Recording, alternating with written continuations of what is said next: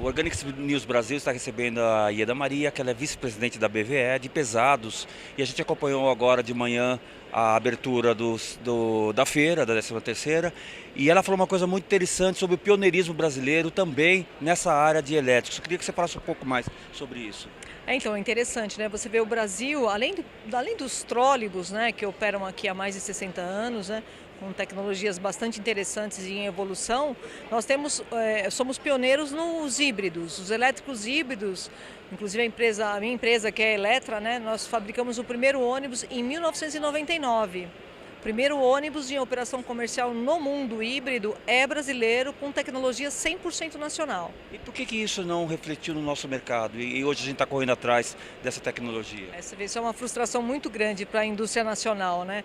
Porque a gente tem tecnologia, nós temos componentes, mas a gente está sempre dependendo de políticas públicas, né? Você tem um mercado já consolidado para o diesel, né? Então você fazer essa migração para uma tecnologia elétrica envolve vários fatores, né? Tem uma pressão muito grande também contra essa evolução, né? Mas a gente depende de políticas públicas. Eu costumo dizer, por exemplo, São Paulo, né? São Paulo é uma cidade que morrem 8 pessoas por dia, simplesmente porque respiram. Então você imagina a importância de você fazer uma migração do diesel para uma tecnologia limpa, né? E nós temos tudo, nós temos a cadeia produtiva no país, nós temos tecnologia, nós temos ônibus operando aqui há mais de 15 anos. Então acho que isso é bastante importante aí.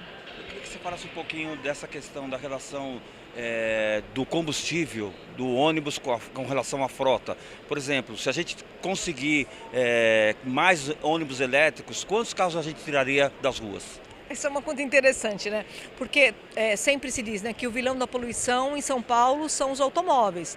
Tem razão, nós temos uma frota de perto de 5 milhões de automóveis, né? E os automóveis, por exemplo, no caso do CO2, ele responde por 79% das emissões e os ônibus por 21%. Mas você veja a importância do ônibus, né? Nós temos 15 mil ônibus versus 5,5 milhões de automóveis. Se você trocasse hoje a frota inteira de ônibus, os 15 mil por ônibus elétrico, equivale a você tirar da cidade 2,8 milhões de automóveis. É quase como se você reduzisse a frota pela metade, né? Então o ônibus tem esse papel, né? Ele transporta muita gente e mais que isso ainda, né? Ele é uma concessão pública. Então eu sempre falo, você não pode de repente, você pode criar políticas que são importantes, né, incentivando o automóvel elétrico, mas o ônibus é uma concessão. Então eu diria que o poder público ele tem em mãos todas as condições para fazer com que essa migração aconteça de uma forma responsável, gradativa, mas que a gente caminhe para isso. E como indústria é muito importante isso, porque você veja bem o avanço que está tendo no mundo, né? Cada vez mais cidades estão aderindo a limitar os combustíveis fósseis, né, no transporte, principalmente no transporte público. Se o Brasil não acompanhar essa onda, a nossa indústria vai ficar para trás, né? Então, daqui a pouco a gente vai perder mercado, a gente vai perder emprego. E uma coisa muito importante que eu acho que o mundo inteiro busca hoje é dominar as tecnologias de baixa emissão, né? Isso, o mundo inteiro corre atrás disso. E nós temos o privilégio de ter uma matriz energética limpa e várias fontes. Nós temos hidroelétricas, nós temos eólica, nós temos geração solar.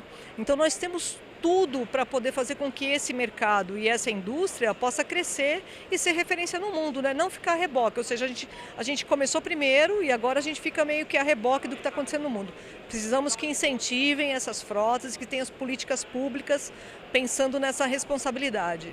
E falando em política pública, 2018 é o limite para que se fosse trocada a frota. Isso não vai acontecer, não é?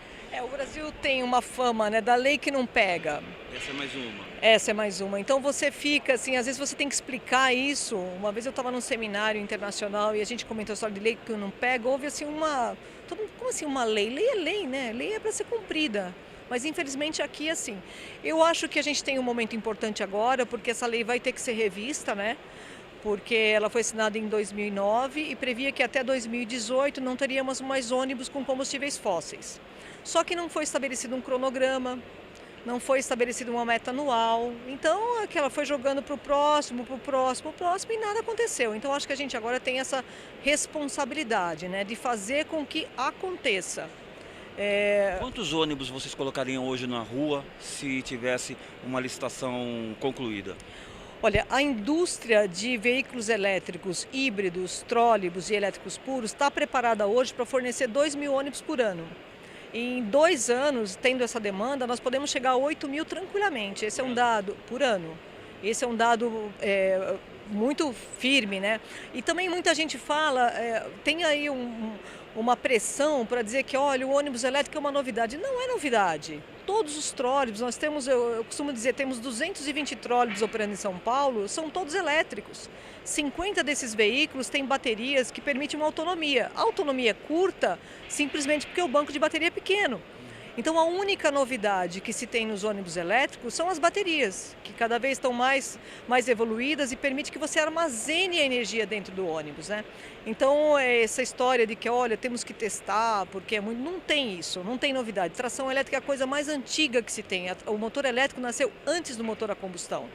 Então, acho que são vários, é aquilo que eu falei, existe uma pressão muito forte, claro, a gente entende, é uma mudança de mercado, né? Isso tem que ser feito com responsabilidade, mas essa pressão, esses mitos aí precisam ser derrubados. Obrigado pela sua participação. Imagina, que é isso, eu que agradeço a oportunidade.